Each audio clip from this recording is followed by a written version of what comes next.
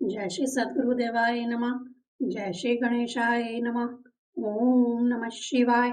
रुद्र संहिता उत्तरार्ध खंड 24वां अध्याय। नंदीश्वर जी बोले, हे मुनियों में सर्वज्ञ तथा श्रेष्ठ, अब तुम भक्ति सहित पिपलाद नामक महेश्वर अवतार की कथा सुनो। एक समय जब देवताओं ने वक्रासुर को परास्त कर दिया तो अपने सब आयुधों को दिग्जी ऋषि के आश्रम में डालकर ब्रह्मलोक की यात्रा की।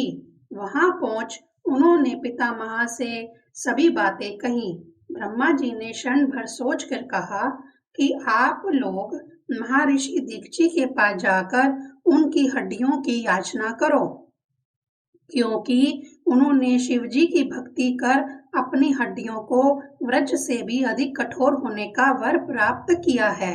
उनकी हड्डियां प्राप्त होने पर उसका वज्र निर्माण करो तथा उससे वक्रासुर का वध होगा। ब्रह्मा जी की इन बातों को सुनकर देवताओं ने बृहस्पति को अपना नेतृत्व प्रदान किया तथा दिग्जी के पास पहुंचे तथा हाथ जोड़कर उन्हें दंडवत प्रणाम किया। देवताओं के आगमन का कारण पूछ ऋषि ने अपनी पत्नी सुवर्चा को आश्रम में भेज दिया तथा स्वयं देवताओं से वार्तालाप करने लगे। देवताओं की बातें सुन ऋषि ने कहा कि परोपकार से बड़ा कोई धर्म नहीं। उन्होंने शिवजी का ध्यान करते हुए अपना शरीर त्याग दिया। देवता उनका त्याग देख विस्मित हो गए।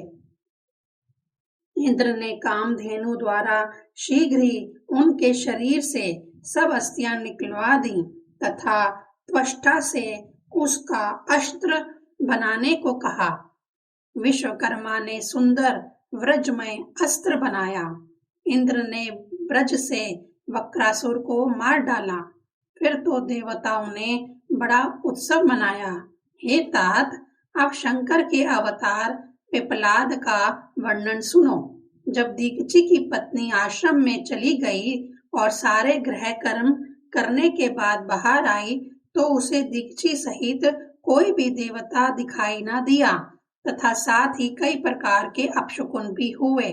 उसने तप द्वारा सभी कुछ जान लिया तथा शोकपूर्वक देवताओं को पशु होने का शाप दिया। तभी उसे आकाशवाणी हुई कि तुम ऐसा ना करो, क्योंकि मुनीश्वर का तेज तुम्हारे शरीर में विद्यमान है तथा वेद की आज्ञा अनुसार सगर्भा स्त्री अपने शरीर को नहीं जला सकती। यह सुन सुवर्चा को बड़ा आश्चर्य हुआ तथा उसने एक पत्थर उठा अपने गर्भ को अवतीर्ण कर दिया। तभी गर्भ में से एक महादिव्य शरीर वाला परम कांति युक्त एक सुंदर बालक निकला।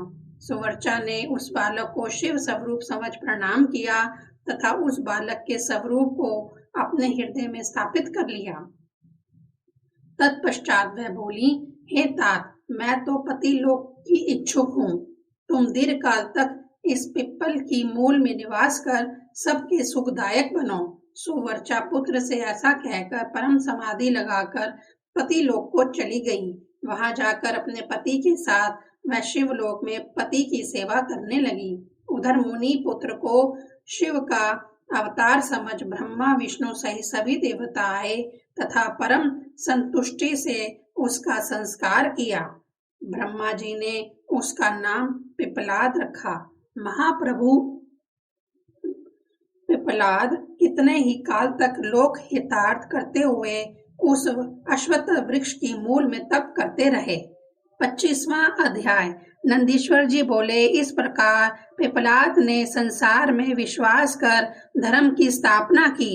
एक दिन पिपलाद मुनि पुष्पनभद्रा नामक नदी में स्नान कर रहे थे तो उन्होंने एक सुंदर तथा मनोहर युवती को स्नान करते देखा। वह उस पर मोहित हो गए तथा उसे प्राप्त करना चाहा।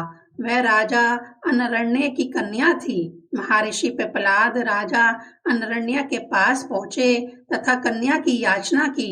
यह सुन राजा चुप हो गया। राजा को संकोच में पड़ा देख पिपलाद ने कहा, या तो भक्ति पूर्वक कन्या मुझे दे दो या मैं तुम्हारे सहित सबको भस्म कर दूंगा। राजा ने भयभीत हो अपनी कन्या का विवाह उसके साथ कर दिया। पिप्पलाद विवाह कर अपने आश्रम में पहुंचे तथा उस पद्मा नामक स्त्री से आनंद के साथ वास करने लगे। उन्होंने पद्मा से अपने समान 10 पुत्र उत्पन्न किए। ऐसे ही कई प्रकार की लीलाएं उन्होंने की। संसार में किसी से निवारण न होने वाली शनिचर की पीड़ा को निवृत्त किया। उन्होंने यह प्रावधान किया कि जन्म से लेकर 16 वर्ष तक तथा शिव भक्तों को अगर शनि पीड़ित करेगा तो स्वयं भस्म हो जाएगा।